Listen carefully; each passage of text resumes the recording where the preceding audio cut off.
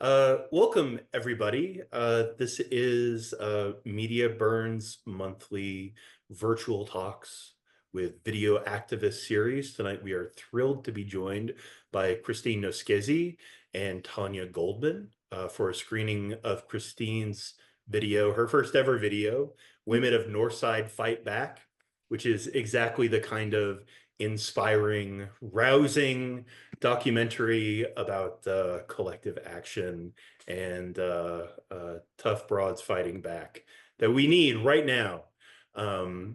Media Burn is a nonprofit independent archive. We save and share for free online the history of independent, community-based, and activist video. You can find almost 10,000 videos that we have preserved and digitized online at mediaburn.org, a older website that will be replaced within weeks by a brand new website that will be so easy to browse and so nice to look at. One programming note, we will have our next virtual talk, a screening of the absolutely remarkable Belfast shot documentary Streets of Ulster, made in 1972. We'll be joined by Louise Denver, the co-director, as well as Dr. Sierra Chambers from Ireland. This will be a tri-continental virtual talk, which means that the time is going to be a little bit different than our normal times. We'll be having that event on Monday, May 5th at 5 p.m. Central Time. We'll be sending out plenty of email alerts about that. Without any further ado, I would like to move on to the screening portion of the evening. I'm going to hand it over to Christine to give a very brief introduction, and then we'll get going. Christine? Hi. This was my first video ever. I was in a workshop with a group of women that was sponsored by the Women's Into Art Center. That's when they still, in the 70s, when they still funded Women's Project. I was really excited to do this. I was a political person, and I had seen some of the wonderful labor films done by a lot of women filmmakers that had young union maids in particular. And I wanted to do something, but I wanted to do something about community women that were activists and not necessarily involved in union work. And so we all got together and decided to do this project, and I hope you enjoy it. I think it's fun, and it was really mobilizing for the National Congress of Neighborhood Women, which was an organization, and it still is an organization, and now it's international. Um, and I was the director there for 5 years, and it was the woman who really was responsible for that organization. Jan Peterson was the one who was organizing this event, this part of the organizing of this situation, and introduced me to all the women. So I hope you enjoy it. Thank you.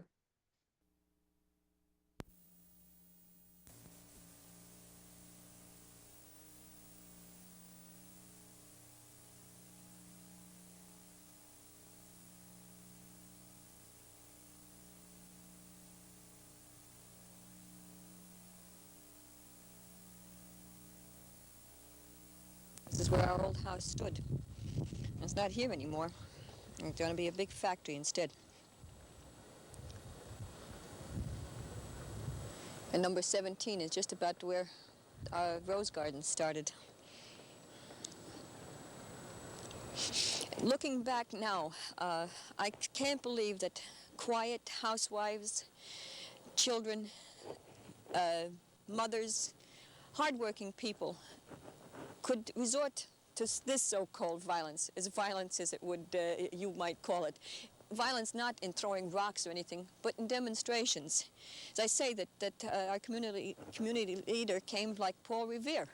The British are coming, only it was the city this time. And truly, many a time when I think about it, and if I think again as to how that they came into the house where policemen are knocking down the door, it does scare you. I don't care what anybody says. You could have $1 million in your pocket, but let somebody come banging at your door, and you know you haven't done anything wrong. In your own way, in your heart and soul, you know you didn't do anything wrong. It scares the hell out of you. Last September, the residents of Brooklyn's Northside community lost their battle to save North 4th Street. Bulldozers mowed down the entire block of homes to make way for an addition to the S&S paper box factory. Despite protest after protest, the residents could not stop the demolition. Some were physically evicted from their homes. Good job. Keep it up. Good job. You're proud of yourself now. Well, apparently all that protesting has brought some action. The city and state came through with some money, and soon the Northside residents whose homes were torn down will have a new place to live in their old neighborhood. The 30-unit Mitchell-Lama project is scheduled for completion in July. It will house those people whose homes were torn down, plus some senior citizens in the area. After the project is finished, the homes on North 3rd Street will also become victims of the paper box company's expansion. The residents are not happy about that, but at least they'll have new housing waiting for them. I'm Arnold Diaz, Channel 2 News. That was really rotten what the city did to us, even though we were evicted September 12th. The rottenest thing they could have done was to bring in those bulldozers to make sure that the dust and everything from the houses coming down will chase away the people. But those people stood there, and thank God for the people that were over there, because this city is rotten, corrupt. What they did to us, it shouldn't happen to any community, because this is the kind of people makes the community. We were from the old stock. Our people came to this country. They built this country. This is the way I look at it, Hayne. We haven't spent all these years here for nothing. And nobody, no idiot, no politician, and no city government is going to push me out of my neighborhood. Because this is what we want, this is where we're happy, and this is where we want to stay. We saved the rest of the houses. We rezoned it. Right on. This way, my mom won't have to be thrown out on the street. The other little soul study bobbers, that means little old ladies, they won't be thrown out. You can see the little old men that when they go to church or they stop in for their little beer, once in a while. They won't have to go someplace and maybe in a high-rise building, and how in the name of heavens can he get down the elevator? By the time he gets over to the bar, he's lost his thirst. He doesn't want to be bothered anymore. So that we've done something. We're the ones, the women that got out. We did the posters, we did the protesting, and I think, I don't know how it goes at homes now. I mean, because I haven't got a man in the house here to put me down. I think men are jealous to a certain extent right now because women took off from work, and as I said, men that could have gone, didn't go, are sort of trying to put us women down. And it's, especially this here ethnic group, the Polish and the Russians and the Slavs, man is supposed to be counted.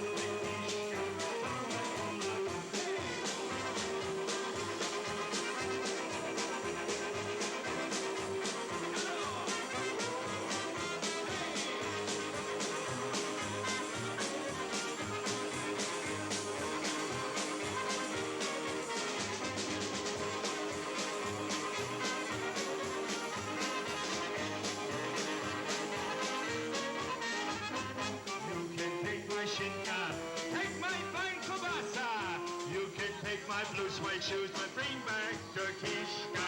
Who stole the Kishka? Who stole the Kishka? Who stole the Kishka from the butcher shop? Eddie found the Kishka. Birdie found the Kishka. Mikey found the kishka and hung it on the rack. Hey, we found the kishka, we found the kishka, we found the kishka and hung it on the rack.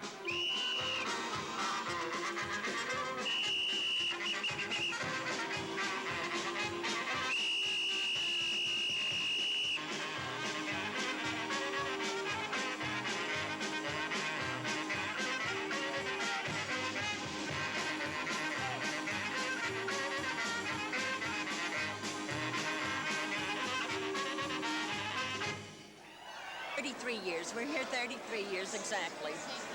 In the same house, yes.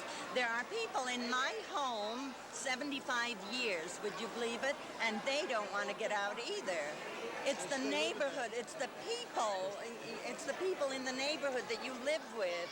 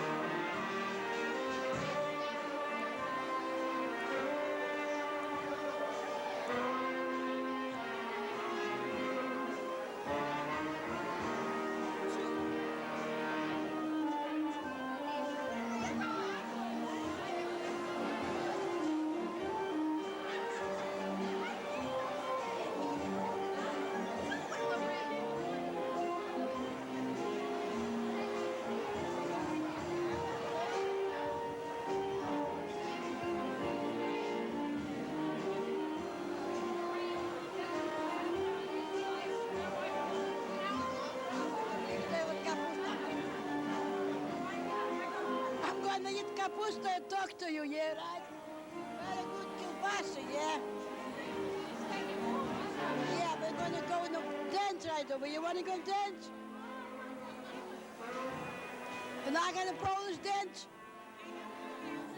Nah, the Russian dance? I'd love to learn to dance. Yeah. All right, we're gonna go after when we finish it. You want a drink? You want one drink? I had a drink, thank you. Maybe after you finish. It's very nice party, very nice. I like. I hope that we join some other time yet. See? You not could talk Russian. You не понимаешь по-русски? You talk Russian? I like that part. I belong for 2 years already over here. I hope someday we get a, senior citizen building. I hope so. You think so? We get some time? I like to get some of them because we needed something so like that. But we build it, see? With our age, we older one, we got no place to go. We like a good time. I like to dance. I like to play cards. See? I like to play poker. Maybe I find a boyfriend even. Paper box isn't as important as human lives. There were people that lived 50. I lived 38 years on the one block. I know other people that have 40 years, some 25 years. And you put down roots very strongly. And certain European countries have this tendency to do that. You have your little Italian neighborhoods. They're there forever. You have Irish neighborhoods. They're forever. The parents raised us in a way to be quiet, dedicated people, obey the laws. And this is the way you were raised. And you felt that, well, this is it. This is the way you are. And the City Hall bit, well, I don't think you'd ever dream of fighting City Hall. But when you find yourself that when they come in and want to take everything from you, something you've worked for all your life, that's like saying to you, well, you've worked, now I want it. This is war. There is just no other word for it. You just don't go and say, well, I've built this up and I've built myself up from nothing. And you're going to come in and tell me you're taking it from me? Well, not quite that easy. I'm not going to hand it to you on a silver platter. And that's when you find out that you can really fight and you find ways. I think people, all in all, they understood our plight. But the point to say, well, the hots are out for us, but you can't fight City Hall. But we fought them. We got the rezoning. We got houses, the cities to build for us. And I think we accomplished by doing all this. Because sitting down and just talking about it, I don't give a can any phases. No matter where you go, you have to have an open discussion. You got to do sometimes something against the law to pay attention to us. And this is what we had to do. We had to take the highest risk by going to the big QE and going, like she went, I didn't go to to the other one, Kosciuszko. But you have to be seen and heard to bring out your plight. Well, we stopped the traffic on a Kosciuszko Bridge. You know, the overpass that goes right into Queens. And what we didn't know, we weren't in Brooklyn territory. We were in Queens. And we gently got told to walk off the expressway, which we did. And very conveniently, there were patrol cars waiting for us. And we very conveniently got into them and headed down into 94th Precinct, where we got booked and arrested and fingerprinted.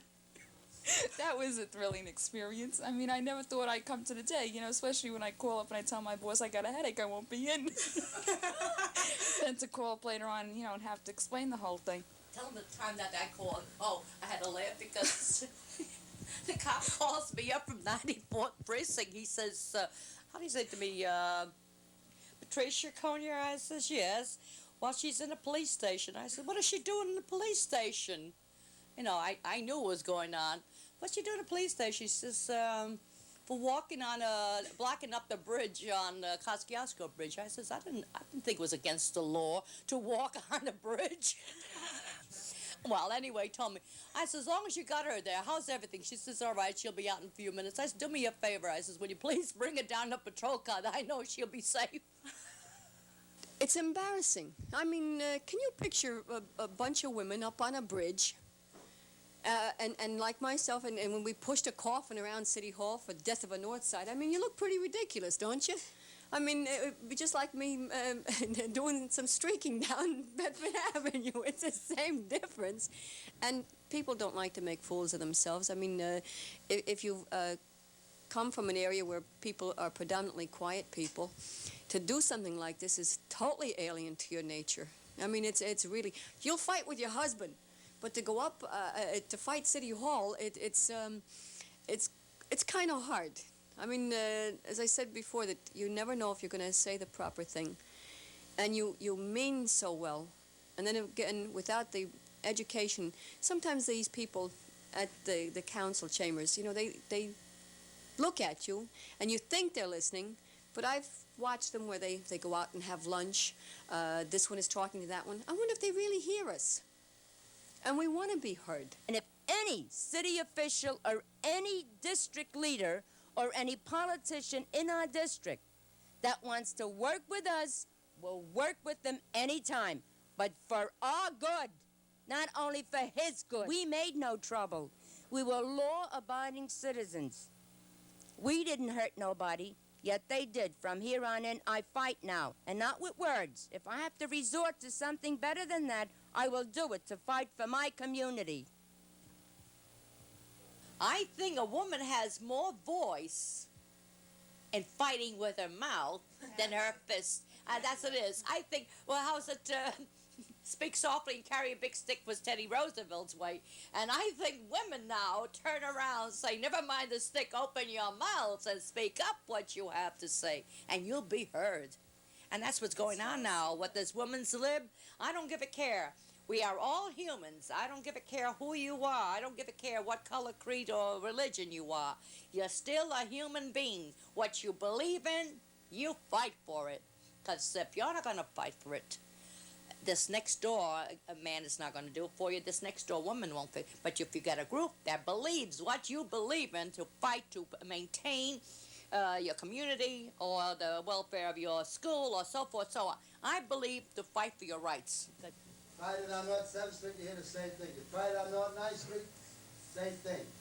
It's the people that live in the homes that they cry that the streets are dirty, but they keep their cars parked in violation. No, the people that live 3 blocks away, they park it. I beg to differ with you. It's the people. It's the people that don't even live there. In there and put their cars over there that does it. 3 weeks, they didn't know. You're lucky you got a car. There's a car on my door for 3 weeks.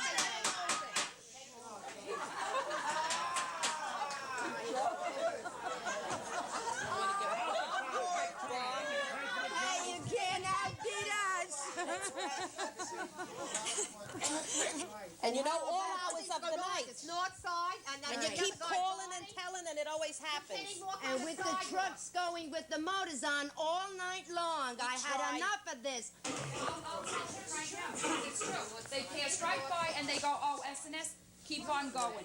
Right, excuse me, and this is what they do because I heard it You'll myself. never get no tickets around All here. of a sudden, this was summertime. They'll come and notice through a lot of weeks. Anybody got their cars on North 3rd, North 4th, pull away because the cops are coming around. All fixed with So it's S&S. all fixed. All of a sudden you see them running out, getting into the cars and moving around. It'll never work. And you think it's easy to sleep and get up in the morning while he's out there I have to make a motoring living and just like wasting he gas. does. You beg and you plead, but you don't get anywhere. Where? On North Fort in front of that dairy, constantly. You know how many times I called? On the corner Berry, the milk company. All hours. Forever, As a matter of every fact, there was time. one there 5:30 Tuesday, tonight. I Across just the called street up 3 park, empty. times. Do you notice any changes, Ann, To yourself. in your mother? Yeah, What kind of changes? she's always busy. She's like she's never home. She was at the meetings. It's the truth. Good. That is the truth. Do you feel your mother feels better about herself? Yeah. She feels, more like she's free, She used to be like all tense and everything. And she's like, fighting like not the kind little old lady you think. Now she's really fighting. The fact is that I think the whole family is backing me up, as this is the reason I am out there fighting. They felt I was the best equipped, I suppose, so they just said, go ahead, Mom, you can do the job, but they're all there behind me. And even she. It's amazing at how many things she's willing to go along with. And she's interested because you don't need to be old or smart. You can see an injustice, even if you're a child. No, I wish, like I said, I had my brains then, what I have now. See, 'cause when you're older and you see what's going around you now, then you could sit up and take notice and says, what I should have done, but you didn't have that before. I'm going back 25, 30 years. Now I'm glad for, because women now are getting up and to be noticed. I am a woman, I maintain it, and I want to be respected as a woman. But don't ever knock me down, don't ever try to, tell me this is your menial job, and you do your menial job. This is not for us anymore. Go ahead. I've been away too long, and I've gone through too much by myself. I wonder if I could really rely on a man again and know that how things would develop. Because sometimes you think that you're better off by yourself rather than, being with another person, and especially if you needed them and they weren't there. The man wears the pants in the family. You're supposed to cook for him, clean for him, provides, with needs, etc., etc. And in other words, don't talk back, because he's bringing home the bacon. Big deal. With all that they talk about women's lib, hell, it means a great deal when a man can open up that jar for me. You label my husband a feminist. They can do what they want. I don't care. It's not their life. I was the one who made the suppers while she was working. When she come home, well, we got together, washed the dishes and everything else together. There's no such thing as one man doing a job. Because she's a woman, that's her job. I don't believe in that. When you're married, you either go one way or another. Half and half, or forget about everything else.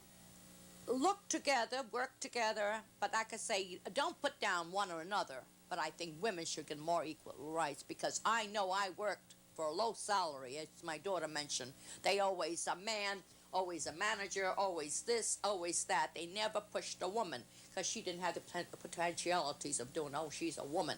But she could have worked from 6 o'clock in the morning, or worked at night shifts and do this and that. She could have done it because I did it and still maintain a home.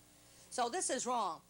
This is why I'm going for this new deal for the women. They should fight for what they want. I'm going to take a test for my high school equivalency because I was a dropout. I had a year and a half to go, and it was one of those dopey situations where my father felt that $2 a week allowance was a hell of a lot to give a girl, and so I went to work for $17, and then I went to another job for $23. I worked in a factory putting nail heads on snoods, this high school diploma will mean so much to me, and it may open the door to me to be a paraprofessional if possible, that I don't have to work at too menial a labor, although I'm not ashamed to do it, but I think that'll be a great, great thing. I tease my son. I says, Mommy will be graduating before you do, John. I feel now that I have gained a certain type of confidence, a confidence I didn't even think I could have in myself. Like you say, it was follow the crowd more thing, but now, if I have to, I can get right up there and tell them what I think, and I wouldn't hesitate. I'd find that I could go to the mayor, to the president if I had to, and tell him what I think. Good, bad, or indifferent. I think it's a great attitude. It pulls you out of a shell and it makes you realize you're a human being. Well, I let life pass me by. I didn't get involved as much as I am now, and I'll never, never sit back again. I've become involved with school, as I said, with that parent workshop, and every step is going to be a better one. And this is where maturity comes, because if you just sit back and let the whole world come to you, you're never, never going to grow up. You can read all the books in the world, but sometimes you have to really feel things and do things. I think when you have fought and into this community and you knew what you went through, I think right now you stand more confident of yourself, and I think you get more aggressive, as you said. You're not afraid to face the public now. You'll turn around, you meet a politician, like anybody else. I turn around, I'll say, tap him on the shoulder, Mr. Richmond or Mr. Bean, whatever it is. You're an elected official, I elected you. What can you do for me now? See, before, I wouldn't do it, as far as it is. But we were told, we elected politicians, we have a right and to answer to the public's needs. So you climbed out of your shell. You're out of your shell now. You're not afraid anymore, because this has taught you fear. You had your fear by the city throwing you out. They took the ways and means, they made the laws for you and the regulations of the city charters, whatever it is. They did it without benefiting of the people. Now, benefit me. Before we go any further, we're going to have a little contest between the girls and the boys. The girls are the boys are second. Girls first. Boys is blue. Ready? Girls? Your hearts are check. Your hearts are check. Shake it, baby. The honky tonky and the baby All right, listen. Everybody played, now they gotta pay. You're all gonna take the hokey pokey pledge. Put your both hands up in the air like it was a rain.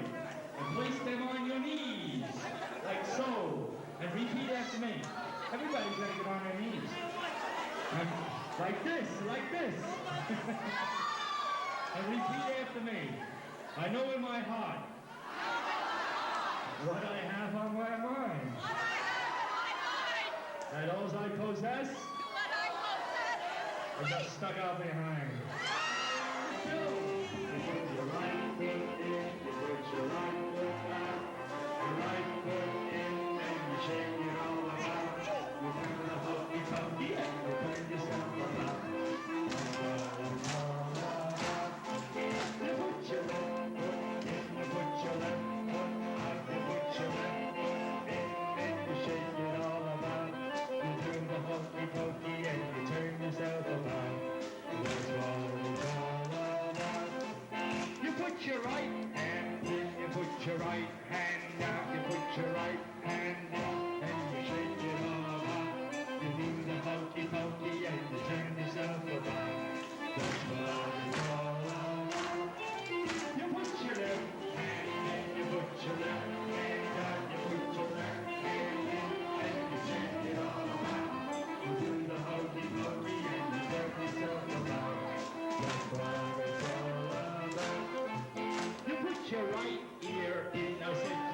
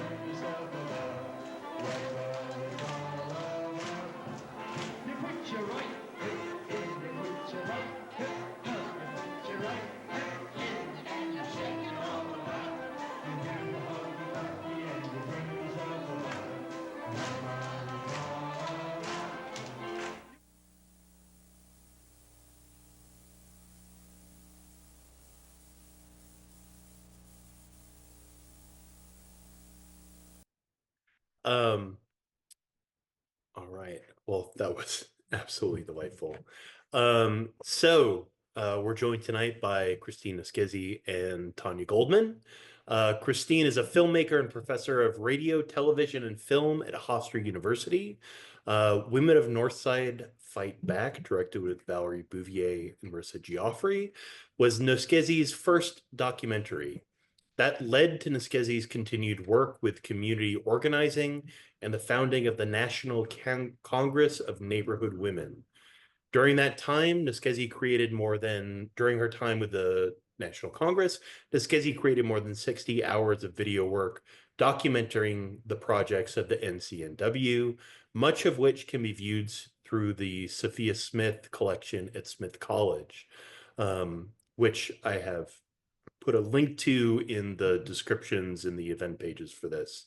Noskese's other films include the award-winning Metropolitan Avenue, a documentary study of the women in Noskese's Brooklyn neighborhood, which Studs Terkel, someone who is near and dear to our hearts at Media Burn, called deeply moving and singularly hopeful, as well as Keep on Stepping, a portrait of senior dance troupe The Steppers from 2009, and Brooklyn Roses, a 2018 film, an innovative memoir that blends documentary and fiction.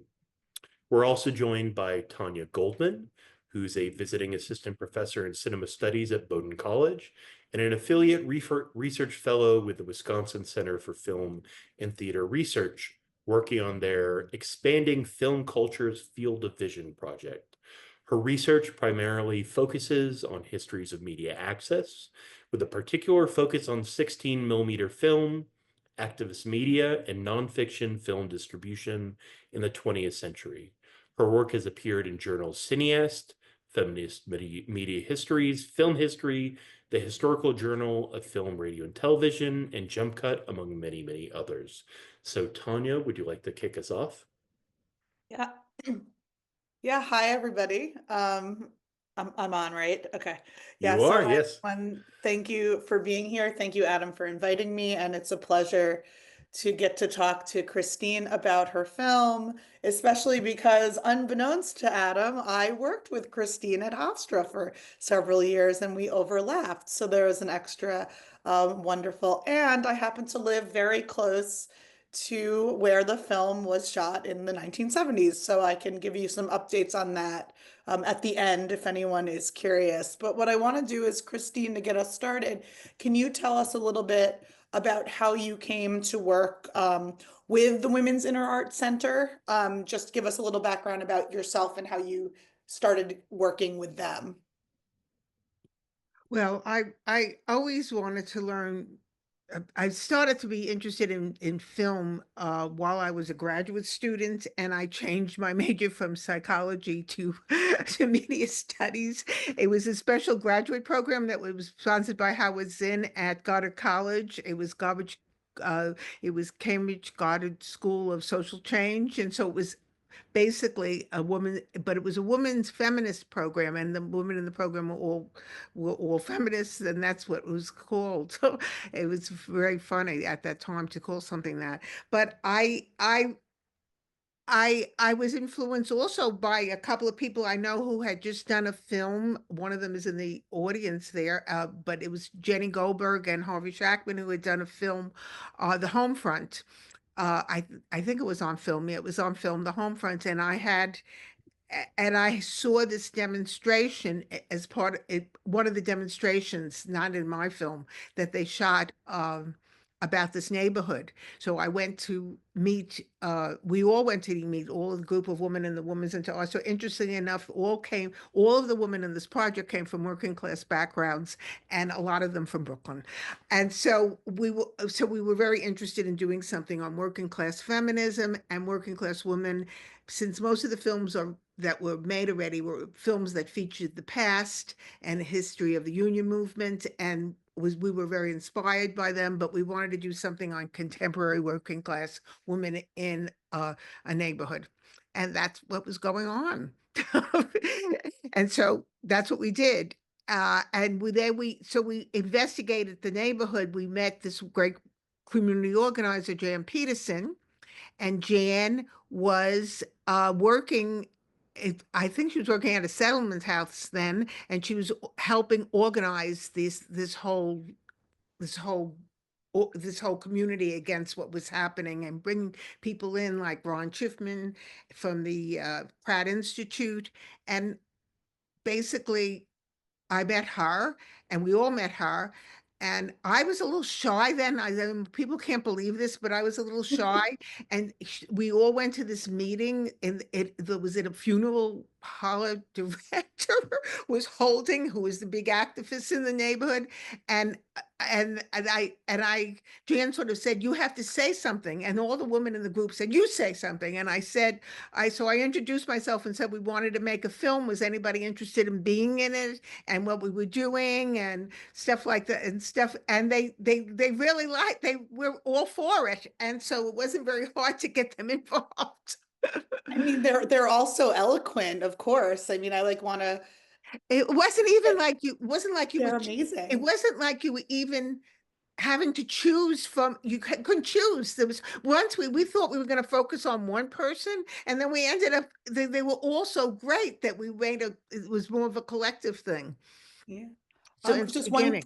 quick thing. So for anyone who is here in the room, we'll talk a bit, but if anyone has questions and you want to put them in the chat, if you can type them in, and we can also include those as we go. So I just wanted to add that for Adam. So if you are at your keyboard and want to type some stuff in, feel free to do that.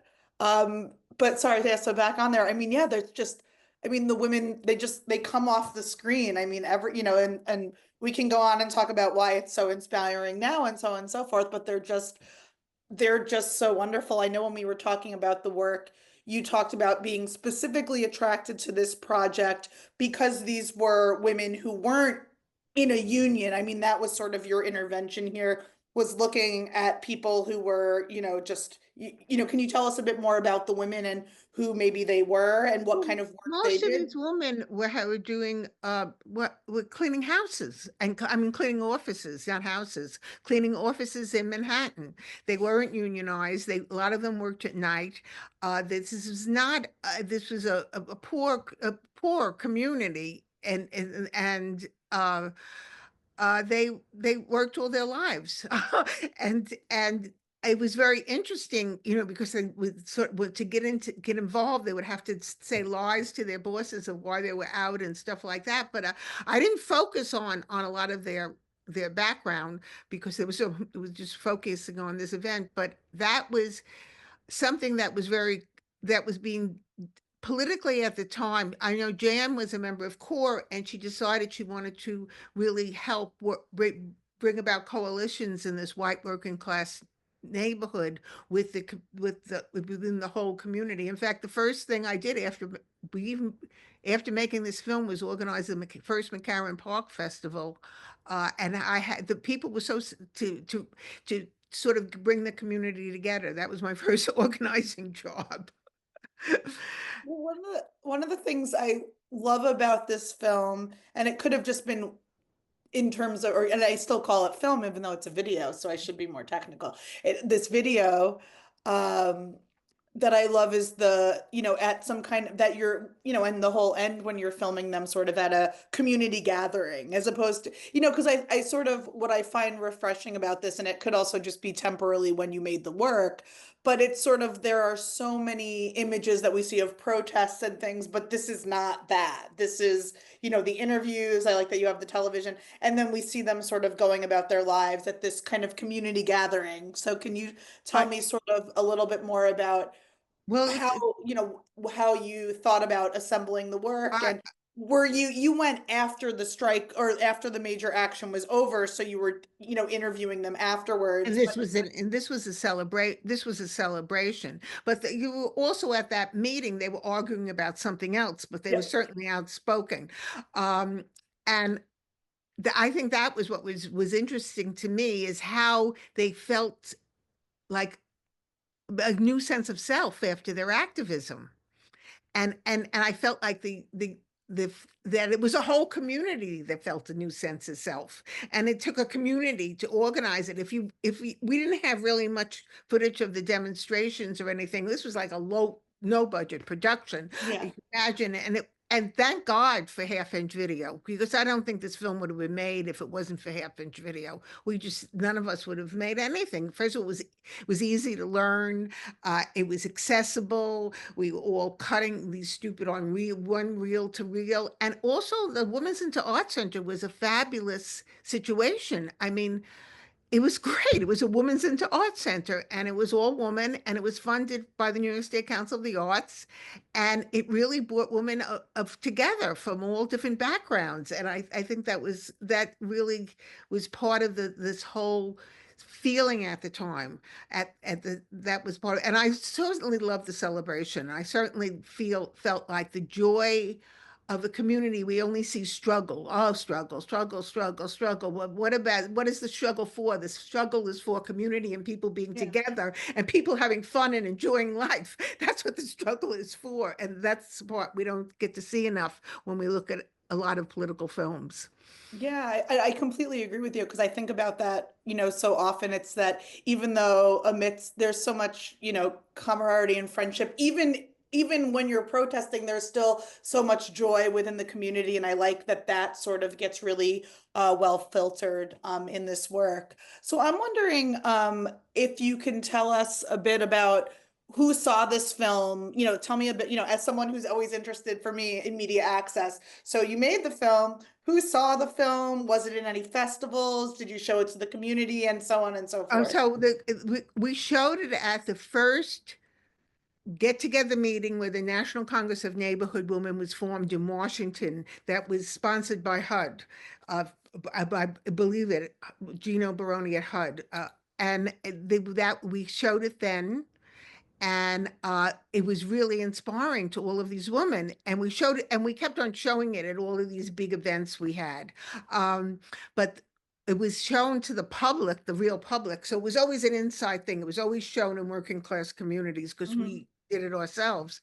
But in terms of the public, Susan Milano would organize this great possible thing, which is the Women's Video Festival. Now you have to realize that when there was half-inch video, people that were not privileged and didn't have money to do films and didn't learn films really started getting in the ball game in terms of making films. And so there's a lot of diversity, a lot of different innovation, and it was all put together by Susan and how she organized this festival. And the festival was held at the Women's Into Art Center, and it was very casual. There were all these little rooms with television sets, and we all sat on pillows and stuff like that. And it was completely fun. Yeah. And then she bought a series of films around with her internationally and in different places. There's even a review of this film from some Polish community in Rochester newspaper that happened when she would bring it around. Well, the one thing I love the accents in it. Like look at mine. Because one thing is I feel like now in most kind of contemporary media, like the regional accent has kind of just been flattened by virtue of just, the way that we exist in the world now. And I love the kind of the accents in it as well, is, what makes it feel so New York in a way. I also felt like the woman felt like I was one of theirs. Yeah. So because I have an accent and I'm from Brooklyn, and so it was easy to get a lot. The relationship was extremely intimate in a way that I didn't really know it didn't know it would be. It's that intimate. I mean, I got along with these ladies very well. Yeah, so for the chat, I just want to say, I'll kind of go in a little bit of an order. So Sarah for example, though, there's a ton of great content from Susan Milano's collection more broadly at Media Burn that I will make Adam tell you about before we wrap up later. But I love, your Metropolitan Avenue, another one of your really wonderful films that Sarah in the chat says like this joy is so much a part of this film and in Metropolitan Avenue. And it feels sometimes with social justice activism, they can be so serious, but then having these moments of dancing, laughing really show, that what you're fighting for. So And I when love it's the way also, Sarah puts I felt like I wanted to make films for the audience I was making the film making the film about. That was always in all of my work. I feel that way. I think in terms of the working class audience and if how they're going to react to a film. And sometimes I think sometimes a little more artsy than I put in my films, but I just want people to feel identification with the characters. Yeah. So Phyllis in the chat says that she feels that the city itself almost feels like a character. And was that any kind of intentionality when you were putting the work together to think about the city itself as a I think in all my work, the city, the neighborhood. If anybody saw my other work, all my work it focuses on gentrification and the neighborhood and the neighborhoods and the communities. So the city is always in my mind. And I like when I teach, I always tell students, it's not only the characters, it's the world around them. And the city is the world, and how they interact with the world around them is the most important thing to make a film and write about. Yeah, I think So that's such a great point. I'm very conscious of that. So this was your first work and you collaborated with two other people. How did you go about working on that project like collectively? Like how did that manifest in the It was production? really interesting because it ended up in the end only being Marissa and me. Uh, and then Marissa went to write for like Los Angeles, and she became a writer, and she was writing over, it was going on a whole other film area.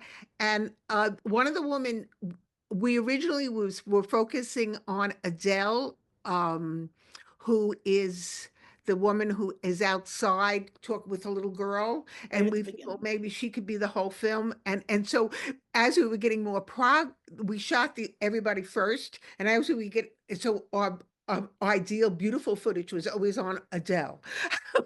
And then one of the women made a film on Adele, but it was Marissa and I didn't really want to make that film in a way. And then a friend, and then because I didn't like the way we shot a lot of this except for the party. And uh and a friend of mine who uh was actually said, "What are you, crazy? Just make the film about everybody. Just make the film about everybody." He was an editor. Just make the film about anybody, all of the women. Don't worry about the way the shots are or how it looks or if the camera is this and everything. I mean, the film was in sync. I mean, I don't know why it was out of sync when we showed it, but the film is in sync. Yeah, So no, I think that's such a great point when we think about, like community organizing and collectives and how you represent that in a documentary versus, the kind of character centeredness that we're sort of used to. And I think the example I always use when I talk to my students about this is something like How to Survive a Plague, which is a really great engaging documentary, but focuses on sort of our five guys versus there's other documentaries about ACT UP that really do a better job kind of representing, the greater diversity and collective. They're both good works. They're just different in going about this. So your friend Paula, I think, who's under guest, just asked, have you shown this film or any of your works to your students, and what is their reaction? I haven't shown this film to anyone. You This have is the first time to. I'm seeing this film in a really long time. I really liked it.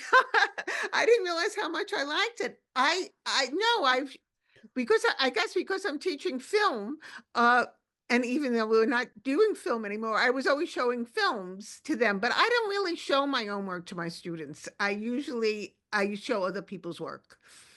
It's funny. I just don't do that. Yeah. Christine, this is Adam. I was wondering if you could talk a little bit about where your career went from here. What was your relationship like with the women that you filmed in this documentary, but then also like if you could talk about Metropolitan Avenue and the National Council of Neighborhood Women, and where people can see more of your work in addition. It's no, no, I don't.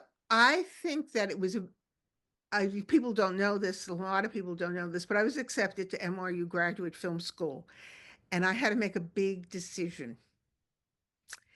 And what happened was the woman in the community voted for me to be the director of the National Conference of Neighborhood Women. It was like the community women and their board, they said they wanted me. And I was like, I was so taken with the fact that they picked me. I wasn't really an organizer. I organized that one festival, and there they were picking me. And I was really taken with these women so much that I sometimes it's like this big choice you have to make in life, and sometimes I regret it that I made that choice. And it was like I was like, oh, I should have went and gone to NYU if I wasn't as good as NYU. And it was like all of that stuff was a big decision, but I just felt this attachment to them and who they were, and I loved the work of NCNW and how they were organizing, and we had a college program in the community that for all the working class women, and we had that went on for 5 years. Like a lot of the women, not too many women in this film, but a lot of the women in the neighborhood went to this college program and got their AA degrees, and we got funding from the government and stuff like that. So it was really I just got attached, and I didn't let go, and I was politically very, very concerned about the issue of coalition between the different ethnic groups and the Black community and the white community and what was happening, and that there was no attention being paid to the white working class in the sense that except from the Republican Party and their whole rhetoric about the unmeltable ethnics and how they were trying to reach the unmeltable ethnics, and it was like it was very. I really wanted to do something in terms of the work of helping these women in terms of working class feminism and their education and coalition building. So that seemed to me a bigger motivation than going to NYU Film School. Yeah. I mean, that It's a little depressing these all of, days. I mean, all of that feels It's a so little relevant depressing these now. days, I have to say. I'm like, Um, I'm a film historian. What am I doing with my life right now? Because of the relevance of, you're all. right. And you're interested in that too. So it's like, So yeah, I'm like, what am I doing? So Ariel, who's another, I'm excited to see her, another amazing filmmaker from this period, yes, media maker. Um, so is this work, I mean, this is such a broad, is this work broadly actively in distribution? I mean, it's in distribution because it circulates online, but as far as I'm aware, there's no no, bigger. in fact, to be honest, because not, I was really not good at pushing my work out there. I mean, my film got pushed out because somebody from Media Network, Mark Weiss, did a lot of the pushing out, but Metropolitan Avenue. But I was not really good at that, so I don't think I distributed. I even did a very funny comedy on working class woman not getting married. I showed that to my students. They really liked that. It's only 7 minutes. I did that at the Women's Art Center too, and it one of those awards for New York Council, the not New York Foundation of the Arts, and um, so. But I don't think anything is in distribution. Somebody once said we hide your films in the closet, Christine, but I don't know why. But a therapist could answer that. Maybe can answer that question. It's just, Yeah. no, this film, it wasn't in distribution. If it wasn't with someone like Susan sticking it out there, I don't know if it ever was in distribution. Would have been shown by a lot of people. Well, I will say, some of I will say, Christine, I know Metropolitan Avenue you have up on your website, which is an absolutely marvelous film. So folks who haven't seen it, you should definitely check out that work. One of you in the chat had mentioned, and I don't want to end the conversation, one of you had brought up sort of, has activism in that area continued? And the sad answer is like, not particularly. The area I was able to locate where I live in Williamsburg, and in Williamsburg, where not too far from where the big box factory was. Oh, actually, yeah, Christine, before I say, can you tell us what actually happened after this? I realize that before I tell you today, what happened relatively Well, after? basically, the National Congress there was this thing called CEDAR, which Ariel knows about. So, there's this thing called CEDAR that Jan had found out when she was working for Carter in the White House, and brought this idea back to National Congress of Neighborhood Women. And this woman, Alice Quinn, organized 32 women's groups, and to also as a part of CEDAR. Some of that Women Make Movies was one of those groups, believe it or not, as was the Women's Art Center. And then, but NCNW staff was funded by CEDAR first. And that's how we were able to help do this coalition across the city. But but also a lot of all the organizing groups in the neighborhood were funded. When Reagan came in, everything changed. Everything got defunded. Everything that was the beginning, pre-Trump, everything got defunded, and that would help communities survive. So, and then there was always this idea that happened in with the paper box factory, which I didn't say before. That paper box factory, the mayor of the city wanted to have the corporations give people more work and jobs. So the S&S corrugated company said they were going to have more works and jobs for people in the neighborhood, and blah, blah, blah. So we'll tear down these houses so we can make more works and jobs. But it was bullshit. Basically, there's that factory didn't expand. They made that a storage room. They went to Ireland, and bought their factory there because it was cheaper to make the corrugated box factory there, and took away all the jobs and fired everybody. And there was only 2 people working in that S&S factory. And if it wasn't for Pratt Institute helping organize those houses and Ron Schiffman and Jan, I don't know what it would have happened, really. So that was the first step. That was the first thing, and then there was also the takeaways, which you'll see if you see Metropolitan Avenue, you'll see that this was a systematic destruction of this neighborhood for corporate entities. So, and now Tanya's living in the middle of the this very expensive. Yes, I'm just definitely, it's like that level of, I live there and I feel guilty that I'm part of this. Although, so when I moved don't feel in guilty to the area, I live a little bit more east, but I've lived there pretty much since 2011. And so as far as I'm aware, like when I moved in, where the factory was still just kind of not really used. But in 2016, it opened as a Whole Foods. And now across the street from the Whole Foods after really? that, I didn't know that. I I am have to pretty show sure that now. the location, the big location, it's a Whole Foods.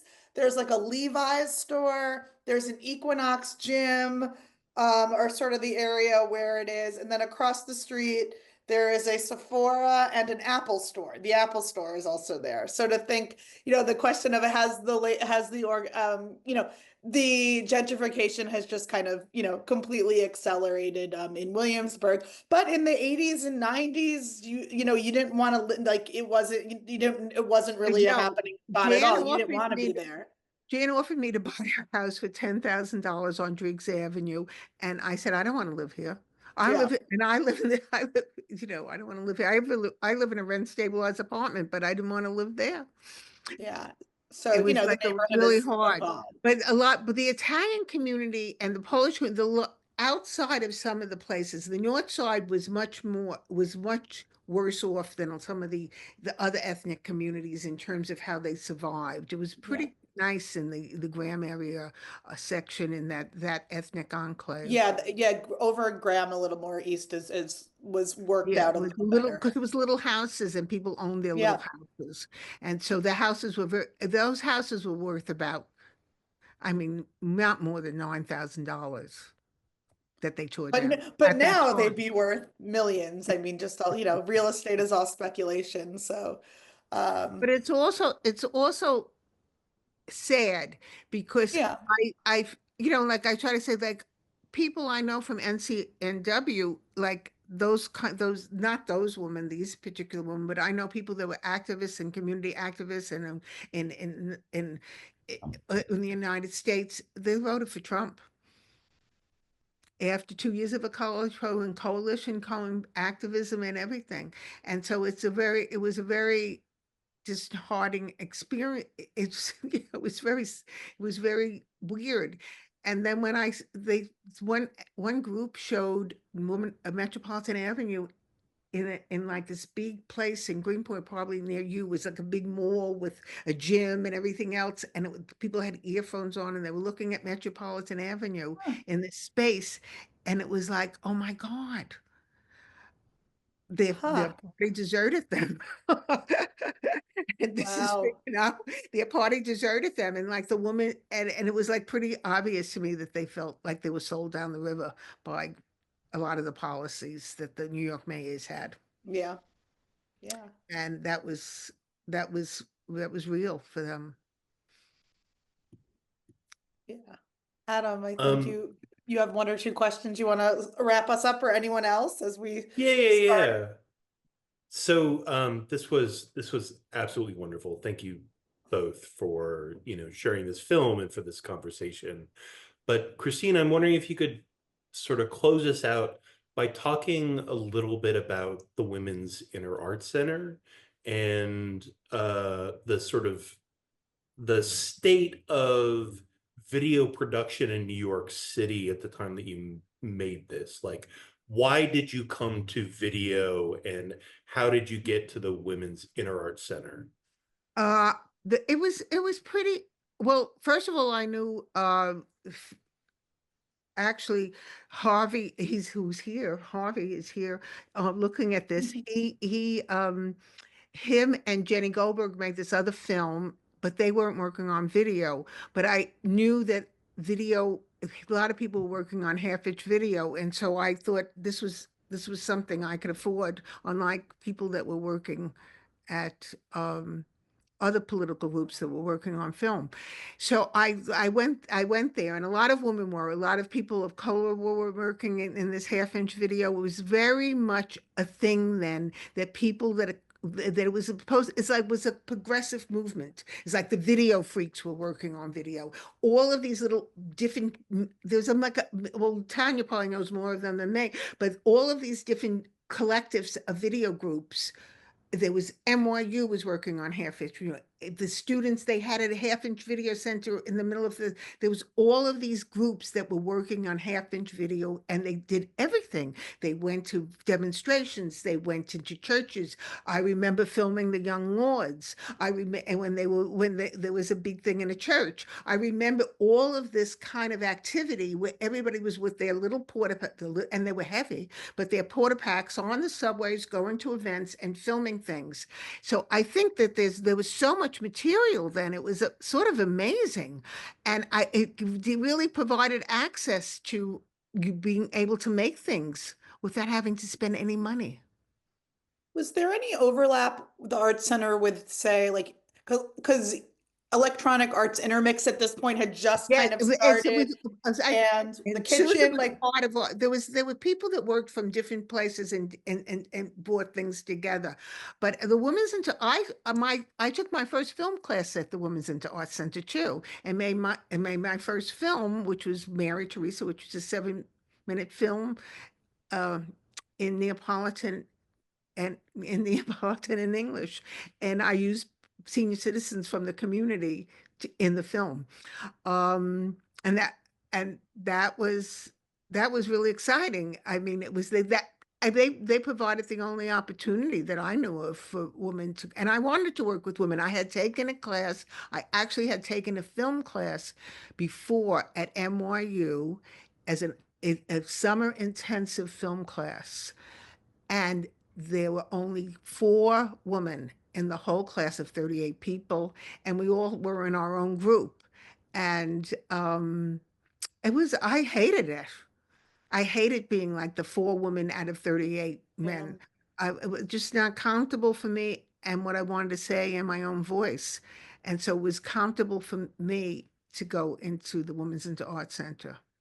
I didn't feel intimidated. And also the guys I knew were like, they always seem to know so much more technology than me. Oh, and you still have this shit. I mean, it's just, No, I mean, it you're still saying goes this. on. Students complain about it all the time. Women students, the know-it-alls, and they call them the film bros. They used to do that. It's called them that at Hofstra. But I even taught at Hunter. It was the same. It felt the same way. And so I think that this was a comfortable place to create. And the teachers were great, and they were women, and the stories that people wanted to tell were about women. And there were artists there. There was Shirley Clark did Wendy Clark did a big event there. Shirley Clark's daughter is very experimental event. They did plays there. They did all sorts of stuff there. I was really sad when it lost its funding and they couldn't keep it anymore. Yeah, and Ariel, who I know also was in this space, brings up also in the chat that public access efforts were also ongoing at this time, in terms of, major, kind of making, I was thinking like public access, community television, all of these things were sort of, these battles were sort of, were flowering at this moment. So I'm glad Ariel also brings up specific, public access television and things of that media production as well. Oh, and Yeah. yes, and Art Workers Coalition. I mean, there's so much great stuff. Adam, Ariel's giving you you gotta go through the Media Burn collection, find some stuff to cover all of this, It was excellence. really great stuff, and Yeah. it was really interesting because I knew a lot of really big, I mean, film people that were really interested in film that were experimenting with video. In fact, one person I know that shot some part of my film did a video. He's a commercial director, and he did a video on half-inch video, and he showed it to these clients, and they didn't know. They thought it was black and white film, the way they organized the thing. So it was a very interesting time. Thank you Well, so much. I think we're supposed to wrap, Adam and Sarah. yeah, I think we should wrap up here, although I'm pretty sure we could keep talking all night. For hours. Yeah. Thank you so much to Christine and Tanya. I personally love this film, this documentary, this video so much. This video. Yes. This video You'd we think have I to would keep be better at going. that by now, my God. You would think we would, but But I'm just absolutely thrilled to help share it with the world and to hear you talk about it, Christine. Thank you so much, Christine and Tanya. For Thank you everyone for else, inviting us. yes, absolutely. Yeah. And again, if you want to see Metropolitan Avenue, which is very much kind of not a literal continuation, but sort of a spiritual continuation of this work, it's on Christine's website, which is christinefilms.com. Is that correct? Yes, it was. Yes. It's on sort of Yes. an But unfinished. I'll put it in the chat again. I think Sarah Okay. I'll put it. And in just a week and a half, we have The Streets of Ulster by Louise Denver with Louise herself, the first public screening of any kind in decades. Just another gem from Susan Milano and the Women's Video Festival collection that we're just so thrilled to have some hand in preserving and sharing with the world. Thank you, everybody.